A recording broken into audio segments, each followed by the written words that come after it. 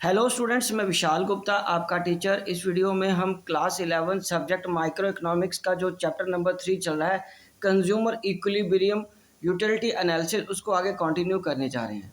Students, इस video में हम डिस्कस करेंगे marginal utility analysis and consumer equilibrium इन दो केसेस में। पहला है when one commodity is consumed and when two और मोर कमोडिटीज आर कंज्यूम्ड। तो चलिए सबसे पहले हम बात करते हैं कि जब वन कमोडिटी इज कंज्यूम्ड है तो purchase of a commodity by a consumer depend upon three factors. जब हम बात करते हैं कि परचेज ऑफ एक कमोडिटी की, तो उसमें तीन फैक्टर्स चाहिए होते हैं, तीन चीज़ें चाहिए होती हैं उसकी इक्विलिब्रियम को अंडरस्टैंड करने के लिए। पहला है प्राइस ऑफ द कमोडिटी, दूसरा है marginal utility of the commodity और तीसरा है marginal utility of the money.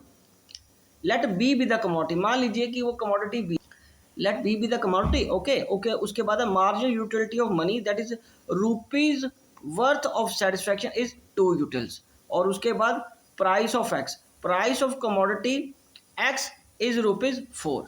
ठीक है जी। तो चलिए अब हम इसको आगे देखते हैं क्या है ये मार्जिनल यूटिलिटी स्केड्यूल। क्या वो कह रहा है कि यूनिट एक्स पे हमारे 20 यूटिलिटी है और यूनिट 2 पे 18 यूटिलिटी है, 3 पे 16 यूटिलिटी है, 4 पे 8 यूटिलिटी है।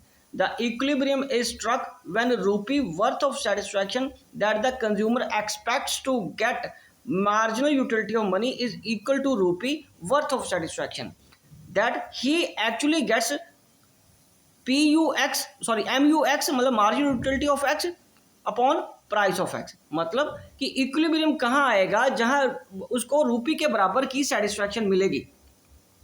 कंज्यूमर जब मार्जिनल यूटिलिटी ऑफ मनी के बराबर पहुंचेगा, अपनी वर्थ ऑफ मनी के बराबर पहुंचेगा, तब उसको सेटिस्फैक्शन मिलेगी। और वो एक्चुअल में कैसे होता है कि जब प्राइस ऑफ एक्स मतलब मार्जिनल यूटिलिटी ऑफ एक्स को प्राइस ऑफ एक्स से हम डिवाइड कर देते हैं, और वो इक्विलिब्रियम कहाँ आएगा, जब मार्जिनल यूटिलिटी ऑफ वो मनी के बराबर आ जाएगा। So rupee worth of a satisfaction that the consumer actually gets, ठीक है, and it is rupees worth of satisfaction that consumer expects to get. ठीक है, तो ये दोनों चीजें बराबर आनी चाहिए। जब उसकी एक्सपेक्टेशन एक्चुअल के बराबर आ जाएगी तो वो इक्विलिब्रियम स्ट्रक करेगा। ठीक है जी। तो चलिए अब हम आगे डिस्कस करते हैं इसको। ये पॉइंट को पहले मैं कर देता हूँ, फिर डायग्राम बाद में समझाता हूँ आपको। पहले with reference to the above schedule, उसके स्केड्यूल से जो ये बनाया है ना, उसको आगे कंटिन्यू करते हुए हम बात करें। कंज्यूमर स्ट्राइक्स इक्विलिब्रियम व्हेन, जब price marginal utility of X upon price of X is equal to marginal utility of money के है, मतलब marginal utility of X upon 4। Price commodity का 4 है और मार्जिनल यूटिलिटी ऑफ मनी कितनी है, 2। When price of X is 4 given, also marginal utility of money 2 is given. Marginal utility of X is 8 in the state of equilibrium. The schedule shows that marginal utility of X is 8 when 4 units of the commodity X are consumed. ठीक है जी, when 4 units of the commodity X are consumed. Hence equilibrium is struck when 4 unit of the commodity are consumed. तो उसको हमने diagrammatically इस तरीके से भी present किया है कि इक्विलिब्रियम कहाँ स्ट्रक कर रहा है। ये देखिए, consumer equilibrium one commodity case में, ठीक है, ये उसका स्केड्यूल से नहीं बनाया, ये एक वैसे ही इमेजिनरी फिगर्स के साथ ही उसको रिप्रेजेंटेटिव बनाया है ग्राफिकली। ठीक है, equilibrium is stuck at a point C. Point C जहां आपका आ रहा है वहां इक्विलिब्रियम स्टक हो रहा है। उसके बाद corresponding to the point C, the price that the consumer is willing to pay for a commodity unit of the commodity exactly matches with the price that he actually pays. तो ये वो point है जहां पे वो जितना पैसा खर्चना चाह रहा है और जितनी वो सेटिस्फैक्शन लेना चाह रहा है उसके बराबर वो आ रहा है। ठीक है जी, this is called the point of equilibrium. तो अगर हम इस इक्वेशन की दोबारा बात करें, जो ये इक्वेशन बन रही है 2, तो इस केस में वो 4th यूनिट पे हमारा इक्विलिब्रियम स्ट्रक कर रहा है। ठीक है जी, किस यूनिट पे इक्विलिब्रियम स्ट्रक कर रहा है, 4th यूनिट पे। तो चलिए अब हम आगे बात करते हैं कंज्यूमर इक्विलिब्रियम ऑफ 2 कमोडिटी और सेवरल कमोडिटी केसेस में। तो चलो हम यहाँ +2 के सिलेबस में आपके 2 कमोडिटी केस है, हम सिर्फ उसी को डिस्कस करेंगे। Consider a situation when a consumer is buying commodity X and Y with his given income. In case of any one commodity, say commodity X, the consumer strikes his equilibrium when marginal utility of X upon price of X is equal to marginal utility of money. ये तो ये है एक commodity की बात। उसके बाद हम बात करेंगे अब नेक्स्ट क्या है इसका, लाइकवाइज उसी तरीके से कमोडिटी वाई की, कमोडिटी वाई का कंज्यूमर इक्विलिब्रियम कहाँ स्ट्राइक करेगा, जहां मार्जिनल यूटिलिटी ऑफ वाई किसके बराबर है, price upon price of Y किसके बराबर है, मार्जिनल यूटिलिटी ऑफ मनी के। अब relating to equation 1 and 2 and considering a situation when a consumer buys both commodities x and y, we can state his equilibrium as in the following equation: marginal utility x of x upon price of x shall be equal to marginal utility of money upon price of y and marginal utility of money. So MUM क्या बना, marginal utility per rupee expected by the consumer, और ये actually utility जो वो drive कर रहा है, marginal utility पर रूपी स्पेंट ऑन गुड एक्स। ठीक है, दस if marginal utility of x is 50 and price of x is 10, then 50 by 10 would mean that marginal utility per rupee spent on good x is 5 and marginal utility per rupee spent on good y, हम अब good y की बात कर रहे हैं। ठीक है, thus if marginal utility 100 है and he pays ₹20, then 100 by 20 would mean that marginal utility of per rupee spent on good y is 5। तो ये हमारी ये इक्वेशन बनती है, इसको आप अच्छी तरह अंडरस्टैंड कीजिए। आप इसको स्लो करके पॉज करके अपने नोट्स भी बना लीजिए और रिवीजन भी कर लीजिए। ठीक है जी, कोई दिक्कत है तो कमेंट बॉक्स में आप मेरे को अपना क्वेरी भेजिए, मैं उसका सूटेबल रिप्लाई जरूर दूंगा। तो चलिए अब बात करते हैं इसी की टू कमोडिटी केसेस के आगे टेबुलर प्रेजेंटेशन की। Consider two goods, good X and good Y, उनका प्राइस ऑफ एक्स और प्राइस ऑफ वाई किसके बराबर है, ₹1 है।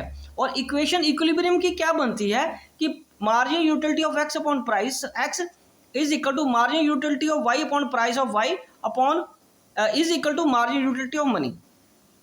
तो ये सारा कुछ क्या आ गया, मार्जिनल यूटिलिटी ऑफ एक्स किसके बराबर आनी चाहिए, मार्जिनल यूटिलिटी ऑफ वाई के, और मार्जिनल यूटिलिटी ऑफ मनी तीनों इक्वल होनी चाहिए। जितना वो ये गेट कर रहा है और ये जितना वो एक्सपेक्ट कर रहा है सब एक बराबर आने चाहिए।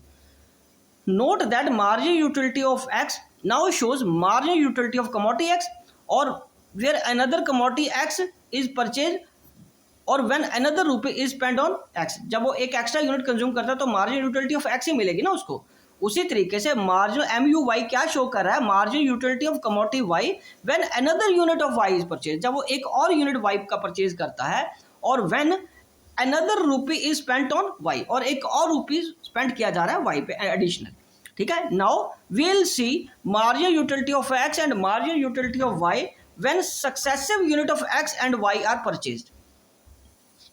ठीक है जी, तो उसका ये टेबुलर देखिए, टेबल बनाया मैंने टेबुलर फॉर्म में। ये देखिए कमोडिटी है, यूनिट्स है कमोडिटी के 1 2 3 4 5 6, मार्जिनल यूटिलिटी x की आ रही है 17 15 12 10 7 5, और y की कितनी है 16 23 19 16 13 10। ठीक है जी, तो एजम्पशन है price of X is equal to price of Y, और वो 1 के बराबर लिया है हमने पर यूनिट। तो यहाँ पे देखो सबसे पहले वो किसको कंज्यूम करेगा, इसको, उसके बाद वो नेचुरली इसको करेगा। अभी भी उसके पास ये गुंजाइश है 3, उसके बाद वो 19 के बाद किस पे जाएगा 4, फिर वो 5 नंबर रुपीज़ यहाँ खर्च करेगा, 6 रुपीज़ अपना वो यहाँ करेगा, 7th यहाँ करेगा, 7th यहाँ 8th, ठीक है, ये 9th और ये 10th। तो इसका मतलब उसके ये मार्जिनल यूटिलिटी यहां उसको बराबर मिल रही है इन दो प्रोडक्ट्स पे। ठीक है, ओके, तो इसका मतलब वो मार्जिनल यूटिलिटी ऑफ एक्स चौथे यूनिट पे एक्स कमोडिटी की और इसकी छठे यूनिट पे इक्वल आ रही है।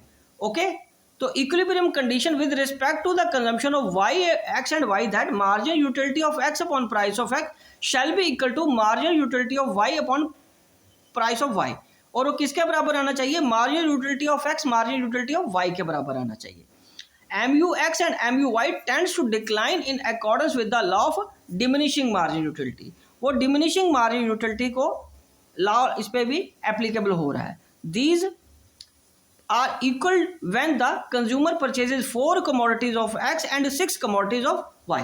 तो यहाँ पे अगर आपकी कंजम्पशन देखिए एडिशनल यूटिलिटी जो मिल रही है आपको हर यूनिट पे, बिकॉज वो कम हो रही है, और बिकॉज क्यों हो रही है कम, क्योंकि law of marginal utility applicable हो रहा है, और गुड वाई में भी उसका मार्जिनल यूटिलिटी एप्लीकेबल हो रहा है। और यहाँ पे आते आते वो यहाँ 6 यूनिट पे और इसके 4th यूनिट पे उसको सेम लेवल ऑफ सेटिस्फैक्शन मिल रहा है। ठीक है जी, तो इसका मतलब वो इसके 6 यूनिट कंज्यूम करेगा, इसके 4 यूनिट्स कंज्यूम करेगा। ठीक है जी,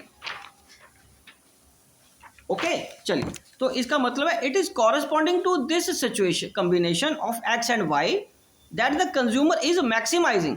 ठीक है, it is corresponding to this combination, कौन सा कॉम्बिनेशन, जिसमें 6 यूनिट उसके वाई के हैं और 4 यूनिट एक्स के हैं। The consumer is maximising his satisfaction and he strikes his equilibrium. ठीक है जी, तो ये एक ग्राफिकल प्रेजेंटेशन बनाया है, ग्राफ बनाया है उसका। यहाँ पे देखिए जो इस साइड पे आ रही है एरो, देखिए इस साइड का एरो देखिए, ये कमोडिटी वाई को रिप्रेजेंट कर रहा है और ये कमोडिटी एक्स को रिप्रेजेंट कर रहा है। ठीक है जी, तो यहाँ पे 2 तरीके से मैंने लिखा है, ये देखो ये 0 1 2 3 4 5 6 7 8 9 और 10। ठीक है जी, मतलब कमोडिटी वाई के 6 यूनिट्स और कमोडिटी एक्स के 4 यूनिट कंज्यूम करने पे उसको मार्जिनल यूटिलिटी ऑफ जो मनी मिलती है वो इसके बराबर आएगी। दोनों की मार्जिनल यूटिलिटी का चार्ट है ना, तो ये पॉइंट ऑफ इक्विलिब्रियम है, इसको हम क्या बोलेंगे, पॉइंट ऑफ इक्विलिब्रियम।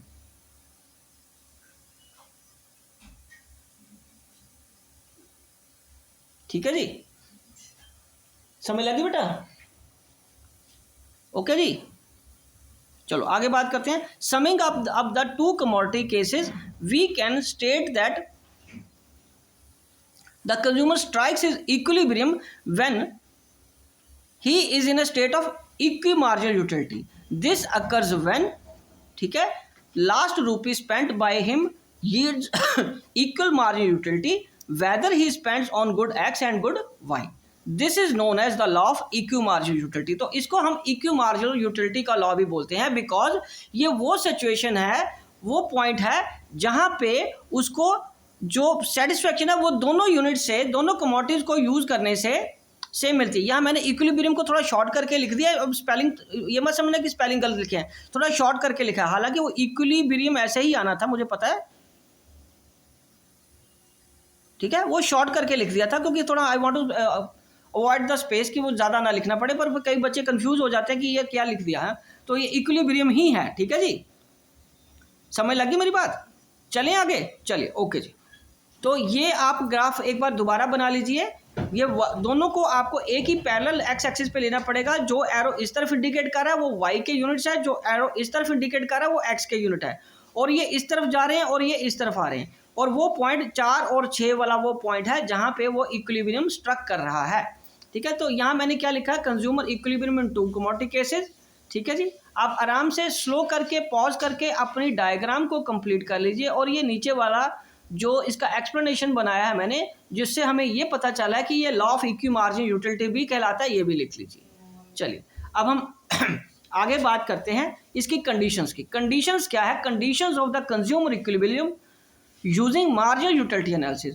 तो 1 कमोडिटी केस में है marginal utility of X upon price of X is equal to marginal utility of money, और 2 कमोडिटी केस में marginal utility of X upon price of X is equal to marginal utility of Y upon price of Y is equal to marginal utility of money. Marginal utility of money remains constant and marginal utility of money remains constant दोनों cases में। और तीसरा क्या condition है, law of diminishing marginal utility will be applicable. 1 commodity case में भी वो applicable हो रहा है और 2 कमोडिटी केस में भी वो एप्लीकेबल हो रहा है। और कंडीशन को सम अप करते हुए मैं आपको एक चीज बता दूं, सिर्फ सेकंड और थर्ड आर सेम, और 1 है डिफरेंट कंडीशन। 1 दोनों की डिफरेंट कंडीशन है, क्योंकि यहाँ पे देखा जाए तो 1 कमोडिटी और यहाँ पे 2 कमोडिटी है, अदरवाइज दोनों का सेम कंडीशंस हैं, उसमें कोई फर्क नहीं। ठीक है स्टूडेंट्स, तो ये टॉपिक यहीं मैं कंक्लूड करता हूं और ये चैप्टर भी यहीं खत्म हो जाता है। आई होप कि आपको अच्छे से समझ आ गया। मैं इसी तरह एक तरीके से ये वीडियो कंप्लीट कर रहा हूं, और आप मेरे चैनल को सब्सक्राइब करके बाकी चैप्टर्स और अपने नोट्स पूरे करते रहिए। ओके जी, डन।